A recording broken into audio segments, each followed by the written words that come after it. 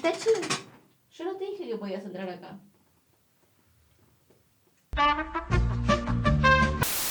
Hola y bienvenidos a mi canal de YouTube una vez más. Hoy tenemos el caso de los asesinatos de Greg Wester. Ahí arriba en el que está en pantalla pueden ver el resto de mis casos. Acá abajo tienen mis redes sociales por si quieren seguirme en alguna de ellas. Y sin nada más que decir, comencemos.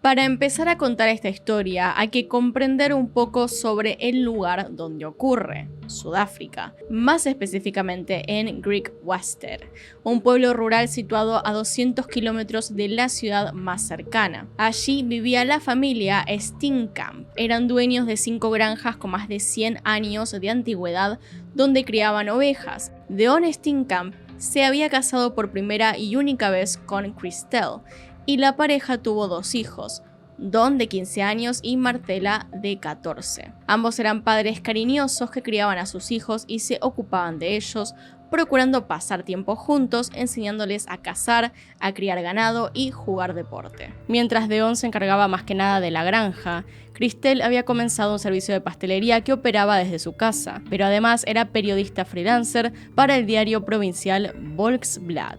En Sudáfrica es muy común que la mayoría de las escuelas sean pupilas y los chicos pasen la gran parte del año allí, pero Deon y Christelle nunca dejaban que sus hijos estuvieran más tiempo del debido en la escuela, y los buscaban todos los viernes para que pasaran el fin de semana en casa, a pesar de la distancia. Según sus familiares, Deon y Christelle eran personas cálidas y siempre dispuestas a ayudar, y eran miembros activos de su comunidad. Pero lamentablemente, todo terminó de la peor manera para la familia Steenkamp. Con esto dicho, pasemos al día de los hechos.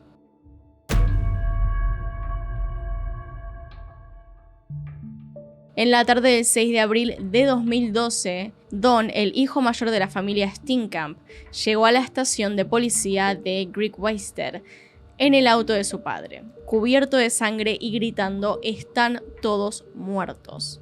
Don declaró a la policía que su granja había sufrido un ataque, algo muy común en aquella época en el país, revueltas conducidas por grupos de personas negras quienes atacaban a los dueños blancos para robarles. El joven aseguró que habían terminado de cenar y se encontraba solo en el granero cuando comenzó a escuchar disparos en la casa, y se quedó allí escondido hasta que dejó de escuchar ruido.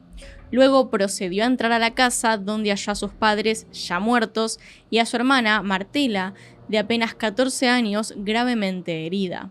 Don declaró que su hermana falleció en sus brazos, rompiendo su remera en el proceso. Las últimas palabras de Martela habían sido: "Te amo, hermano". Luego de esto, Don subió al auto de su padre para advertirle a los demás trabajadores de la granja, temiendo que sea justamente un ataque. Mientras se alejaba de la casa, el joven dijo escuchar más disparos. Al salir de la escena, vio tiradas en el pasto algunas de las armas que pertenecían a su familia, las cuales usualmente se encontraban alojadas en una caja fuerte de donde solo las sacaban ellos. Intuyó que habían sido utilizadas para matarlos, así que logró recogerlas y ponerlas en la parte de atrás del auto. La historia de la familia Steenkamp impactó a todo el pueblo, ya que era un lugar pequeño donde todos se conocían con todos. Otro motivo de la sorpresa es que Greg Wester está ubicada en la provincia de Northern Cape, una de las menos habitadas del país y de las más tranquilas.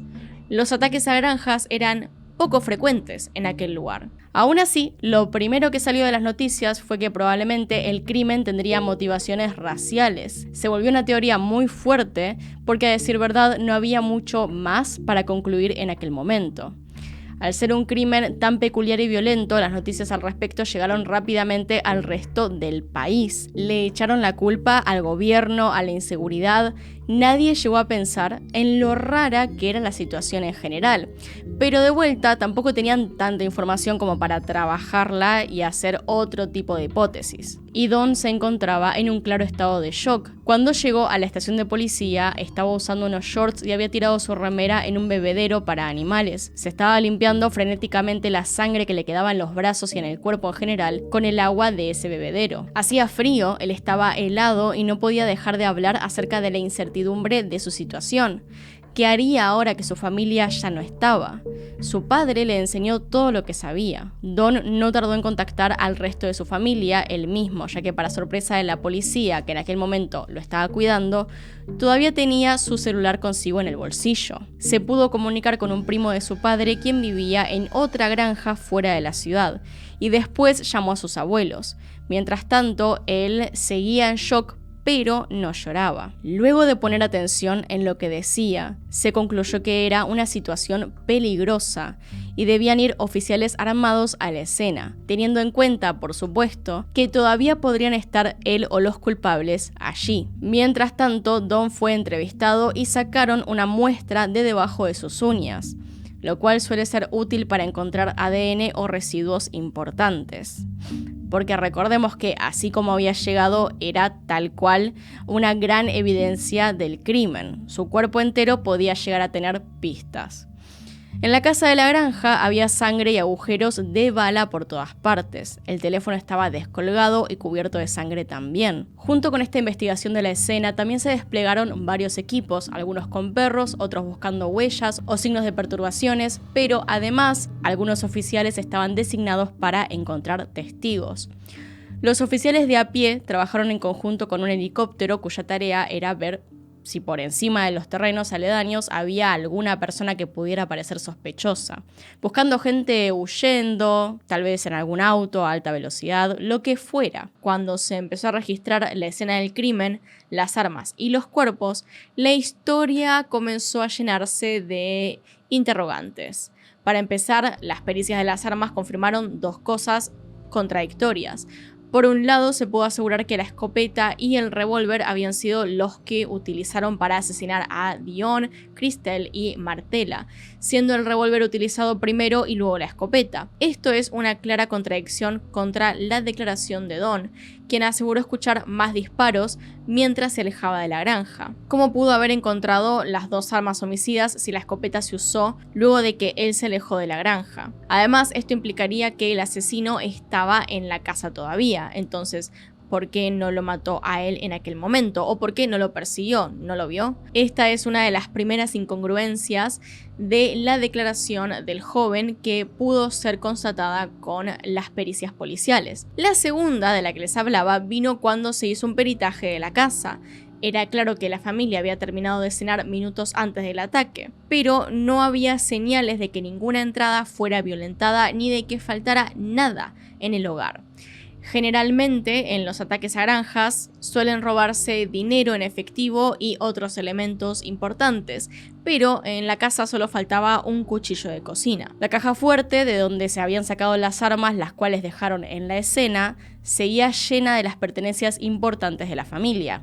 A ver, estaba la caja grande con las armas abajo, y arriba de esa caja, es decir, inmediatamente ahí donde abrías la caja, estaba la caja más chiquita con joyas, dinero en efectivo, etc. No faltaba nada. Claramente entonces no había sido el conocido ataque que todos estaban esperando, pero era difícil pensar en que una persona pudiera querer a toda la familia muerta. Esa persona además debía ser conocida, ya que a los perros no les había pasado nada, y no había signos de entradas forzadas. La policía también encontró en el cuarto de Don una remera con restos de pólvora, manchada de sangre y rota. El joven aseguró que esa era la remera que originalmente tenía puesta cuando ocurrieron los ataques, y estaba en ese estado gracias a la breve interacción con su hermana antes de que muriera en sus brazos. Don aseguró que antes de irse del lugar se cambió de ropa, pero se olvidó de mencionarlo en su declaración inicial. El joven también admitió que horas antes del ataque a la granja había tenido una pelea con su hermana, motivo por el cual tenía rasguños provocados por ella en el cuerpo. Justamente uno de los puntos más extraños acerca de cada versión de la historia que Don daba era su hermana.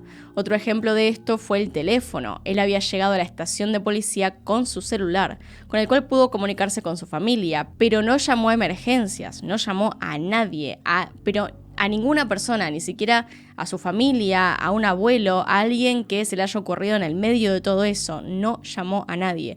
De todas formas, lo que él dijo durante todo el caso fue que en ese momento no se le ocurrió, que puede pasar. Si la historia que él contaba era verdad, podía pasarle a cualquier persona que en un estado de shock en el cual ves a toda tu familia muerta de repente no se te ocurra hacer la cosa más simple del mundo.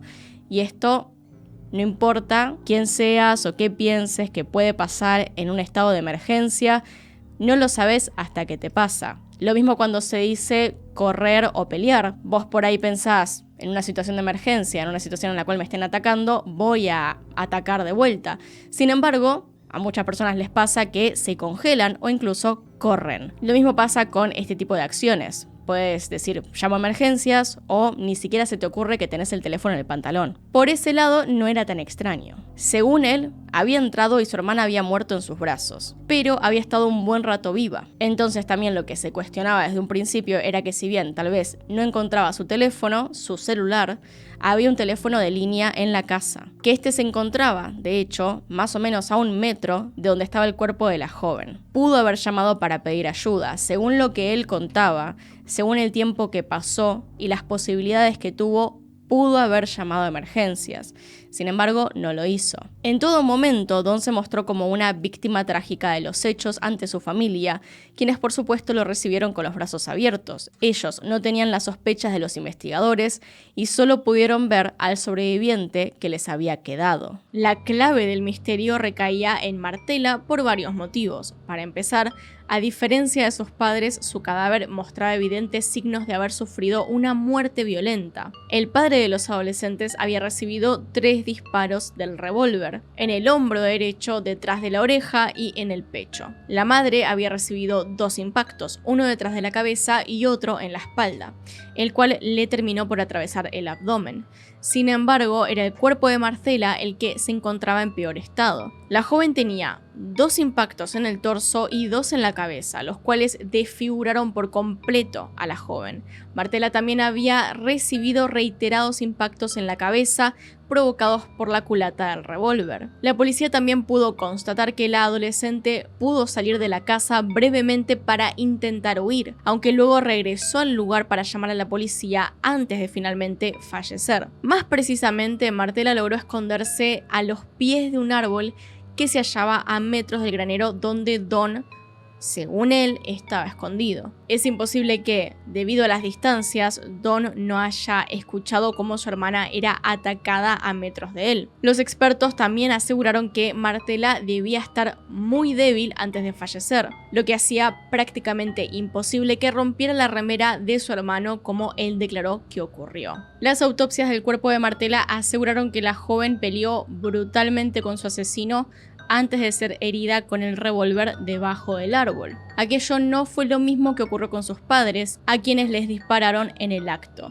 De hecho, la muerte de Christelle dejaba ver que aquel que la mató lo había hecho rápido y de espaldas, como queriendo evitar que viera a su asesino o los horrores que iban a ocurrir a continuación, lo que indicaba, aunque sea, cierto grado de cariño hacia ella. Sin embargo, el detalle más impactante descubierto por la policía no fue de público conocimiento hasta meses más tarde. Las pericias determinaron que Martela había sido abusada sexualmente entre 12 y 24 horas antes de su muerte. La adolescente tenía heridas provocadas por el abuso en sus genitales y también se pudo constatar que heridas más viejas, también provocadas por abusos previos, habían sido abiertas nuevamente. Esto dejó en claro que el móvil del ataque había sido Martela, y desde el primer momento la policía estuvo segura de que el asesino era la misma persona que el violador, pero la verdadera duda recaía todavía en quién era.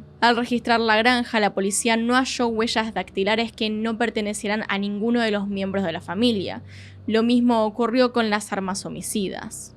Para peor, apenas ocurrió el crimen, al día siguiente, Don le comenzó a preguntar a los oficiales cómo debería hacer para cobrar la herencia.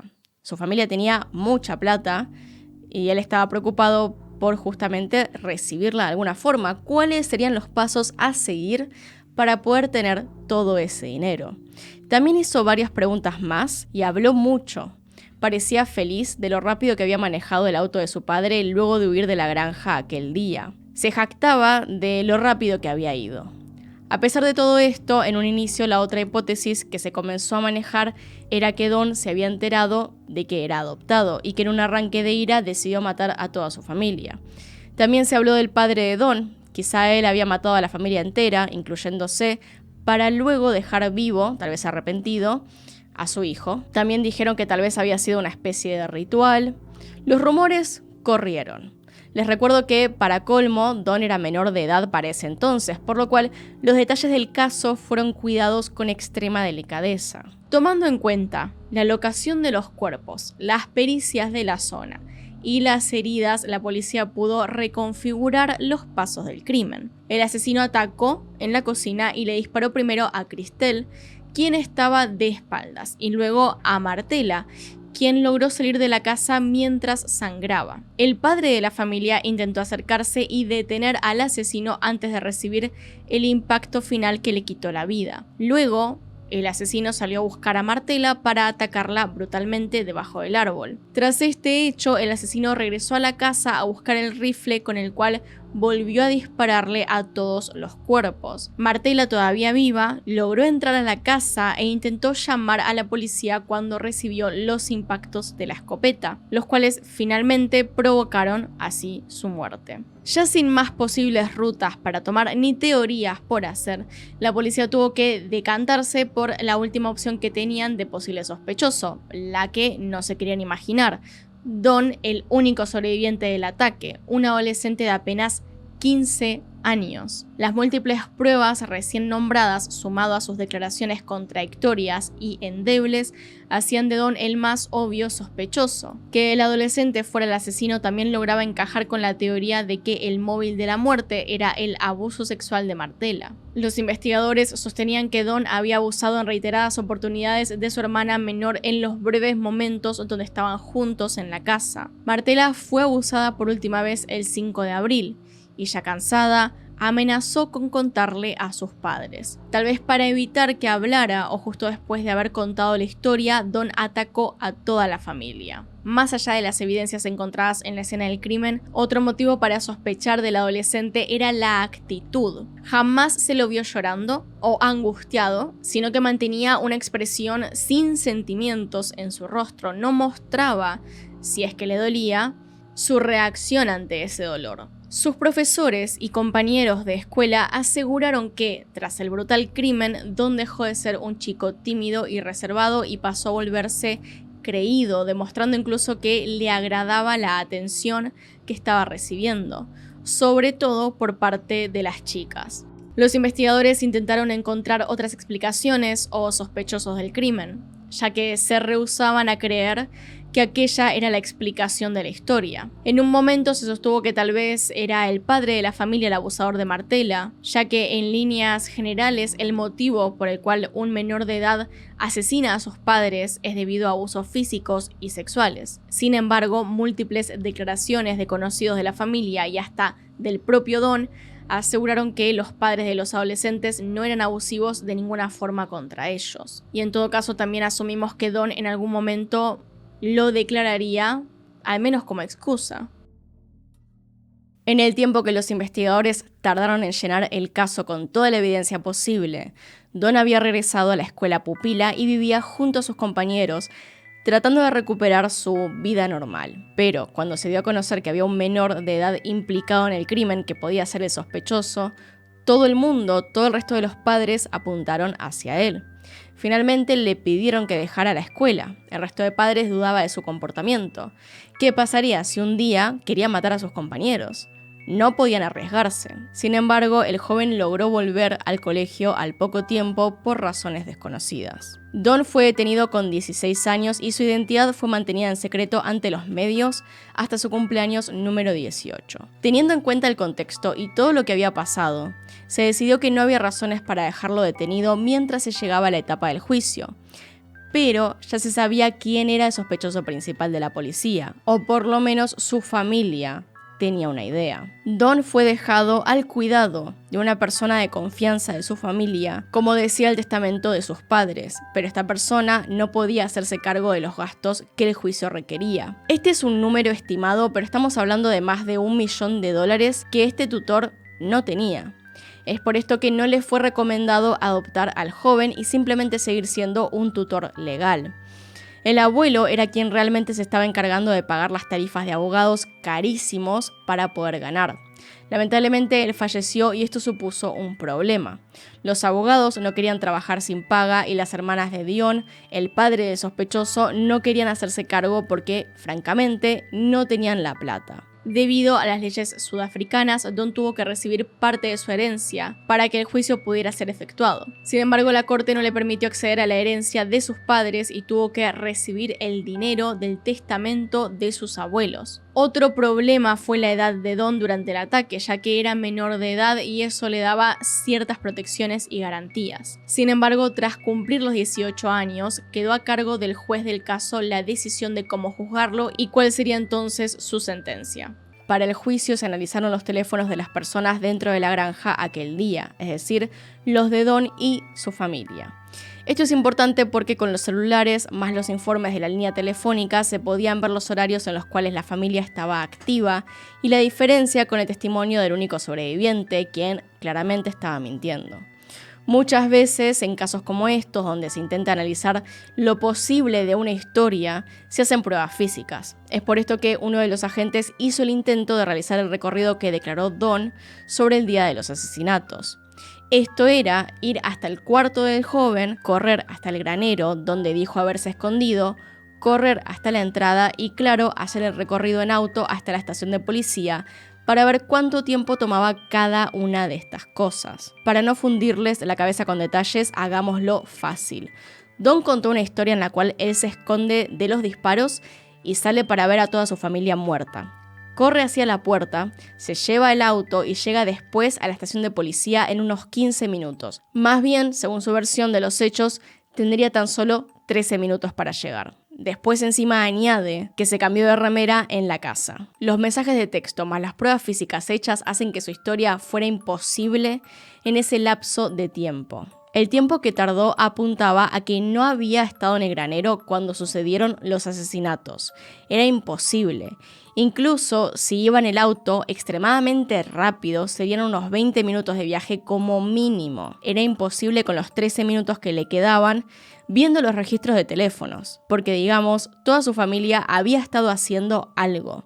Uno estaba en el teléfono, él mismo había estado haciendo llamadas, su hermana estaba en internet también mandando mensajes, su mamá estaba en la computadora. Todos tenían registros que se podían ver. En el BlackBerry de Don se encontraron además mensajes con una persona en la cual ésta le preguntaba si la policía no tenía otros sospechosos, y él contestaba que no, y que solo habían encontrado sus huellas en la escena del crimen.